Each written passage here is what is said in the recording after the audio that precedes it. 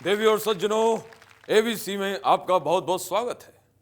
अगर मैं बच्चन हूं तो आज की हमारी कंटेस्टेंट जो है वो बोल बच्चन है। स्वागत कीजिए पाकी सावंत।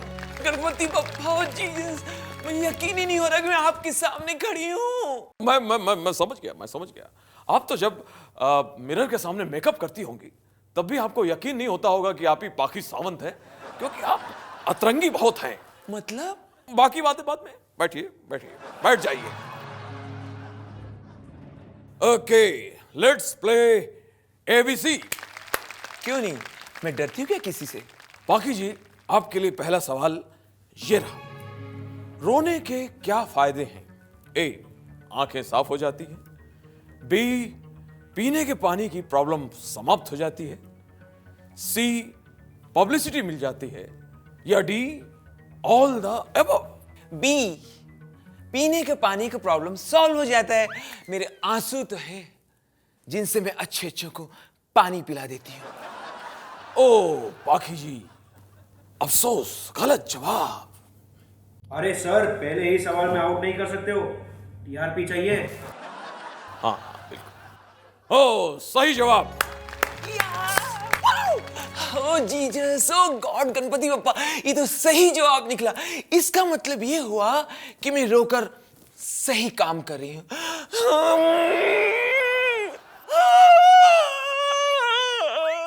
अरे मैडम रोइए मत, अभी तो बहुत सारे प्रश्न बाकी हैं। और भी बाकी है? अरे सर, रोने दो, थोड़ी देर टीआरपी बढ़ रही है। अच्छा, तो इसका मतलब ये हुआ कि हमारे रहते हुए टीआरपी बढ़ाने के लिए अब पाखी सावंत जैसे लोग आएंगे। ये शो मुझे नहीं करना है। नहीं मतलब नहीं। हाँ। अरे ड्राइवर, गाड़ी निकालिए भाई। अरे वाह, अब एबीसी मैं ही होस्ट करूंगी। Okay, let's play ABC. ABC में आपका बहुत बहुत स्वागत है। जीसस। देवी और सज्जनों, एबीसी में आपका बहुत बहुत स्वागत है। आज के हमारे जो कंटेस्टेंट हैं ये हैं कॉमनवेल्थ गेम के सबसे बड़े खिलाड़ी जनाब नरेश कलमाड़ी। नरेश कलमाड़ी जी, आपका बहुत बहुत स्वागत है। अरे क्या बात है भाई, आपने मुंह क्यों छुपा रखा है? यहाँ पर मीडिया वाले तो नहीं है?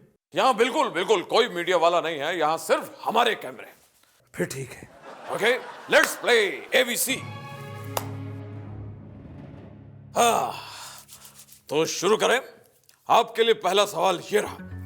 इन चारों में से किस गेम में सबसे ज्यादा पैसा है? A cricket, B golf, C hockey या फिर डी टेनिस?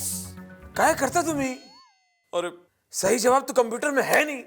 सही जवाब है कॉमनवेल्थ गेम। अब सही कहा आपने, लेकिन क्या है कि ये नया एडिशन है, इसलिए कंप्यूटर में नहीं है। कंप्यूटर जी, तुरंत के तुरंत अपडेट किया जाए। सही जवाब।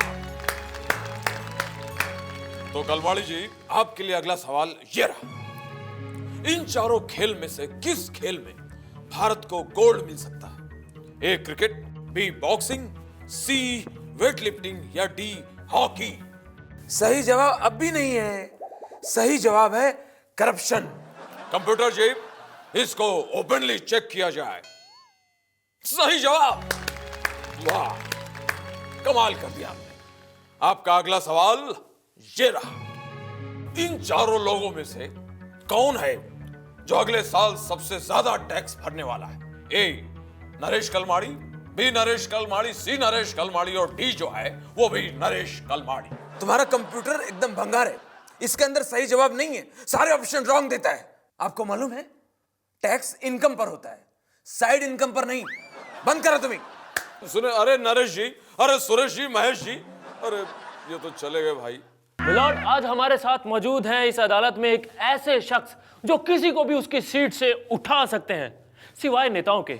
जी हाँ, मैं बात कर रहा हूं टिकट चेकर ईमानदार सिंह की। एक बात कहूं आपसे? बोलिए। नमस्कार। भूल गए थे आप? नमस्कार। ईमानदार जी, आप पर पहला आरोप यह है कि आप लोगों से पैसे लेकर उनको सीट देते हैं। अरे ये क्या कम है कि पैसे लेके हम उनको सीट दे भी देते? हमारी गवर्नमेंट तो पैसे भी ले लेती है और सीट भी नहीं देती। देखिए, आप पर यह भी आरोप है कि आप तत्काल कोटे का बहुत ही गलत इस्तेमाल करते हैं। क्यों? तत्काल कोटे का जितना सही इस्तेमाल हम लोग करते हैं कोई नहीं करता। वो कैसे? भाई पैसेंजर्स मुझे प्लेटफॉर्म पे तत्काल मिलते हैं, तत्काल हमें पैसा खिलाते हैं, तत्काल उन्हें सीट दे देते हैं। देखिए, आप पर यह भी आरोप है कि आपने एक बहुत ही खूबसूरत लड़की जिसके पास टिकट भी थी और जिसकी रिजर्वेशन भी थी, आपने बड़ी ही बेरहमी से उसको उसके बर्थ से उठाया, उसके डब्बे से खींचते हुए एक सुनसान प्लेटफॉर्म पर उतार दिया। क्यों क्यों क्यों? रेल मंत्रालय यात्रियों की सुरक्षा के लिए खर्चा करता है। जगह जगह स्लोगन लिखे होते हैं प्लेटफॉर्म में, और ट्रेन के अंदर यात्री यात्रा के दौरान अपने साथ नशीली और ज्वलनशील चीजें ना लाए। फिर उसका हस्बैंड उसको लेकर क्यों आया? आज हमारे साथ अदालत में नोटों की बारिश करने आए हैं mister Dhanraj, fake bank of India के मैनेजर। सत श्री अकाल जी। सत श्री अकाल। मिस्टर धनराज, आप पर यह आरोप है कि आप लोगों को जबरदस्ती लोन दिलवाते हैं। क्यों? जबरदस्ती तो जी वसूल कर दे, हम लोग लोन तो बड़े प्यार से देते हैं भाई। आप पर यह भी आरोप है मिस्टर धनराज कि आप गरीब और अनपढ़ लोगों की बातों को एक कान से सुनते हैं और दूसरे कान से निकाल देते हैं। ऐसा क्यों? दूसरे कान से निकालने का सवाल ही पैदा नहीं होता, क्योंकि उस वक्त मैं दूसरे कान से किसी और अनपढ़ कस्टमर की बातें सुन रहा होता हूं। गलत इल्जाम है भाई। देखिए, आप पर यह भी आरोप है कि अगर कोई ग्राहक गलती से एक नोट ज्यादा दे देता है तो आप उसको कुछ नहीं कहते, लेकिन अगर वही ग्राहक एक नोट गलती से कम दे देता है तो आप उस पर भड़क जाते हैं। ऐसा क्यों? भाई इंसान एक बार गलती करे तो बात समझ में आती है, दोबारा गलती करे तो बर्दाश्त नहीं होता भाई। देखिए, आप पर यह भी आरोप है कि आप लोगों को लोन के सिर्फ और सिर्फ फायदे गिनवाते हैं, आप उनके नुकसान के बारे में कुछ नहीं बताते। ऐसा क्यों? ये क्या कर रहे हैं आप? लगता है आपने बाजीगर फिल्म नहीं देखी। अरे उसमें कहा गया है कि बड़े बड़े फायदों के लिए छोटे छोटे नुकसान छुपाने पड़ते, और छोटे छोटे नुकसान छुपाकर बड़े बड़े फायदे उठाने वाले को ही बैंक मैनेजर कहते हैं मेरे दोस्त। साहब ये देखिए, मंगू आज फिर चोरी करते हुए पकड़ा गया, और वो भी बहन जी का घर। अबे नेता बनना है क्या तुझे? आदमी देख के चोरी किया कर। अरे आदमी देखकर चोरी करिएगा तो क्या पब्लिक और जनता लोग मिलकर मारेंगे पीटेंगे नहीं? जूतो छटा। हे मंगू, तू बता, बहन जी के घर काहे गया था? साहब मेरी खोपड़ी भिन्नाट हो गई थी, मैं उनकी 5 करोड़ की माला लेने गया था। 5 करोड़ की माला? नहीं, अरे साला, यह तो कोई 5 रुपए की माला नहीं पहना था। साहब चिंता मत करिएगा, हम पहनाऊंगा माला। हाय मेरा बच्चा, आपके फोटो पे।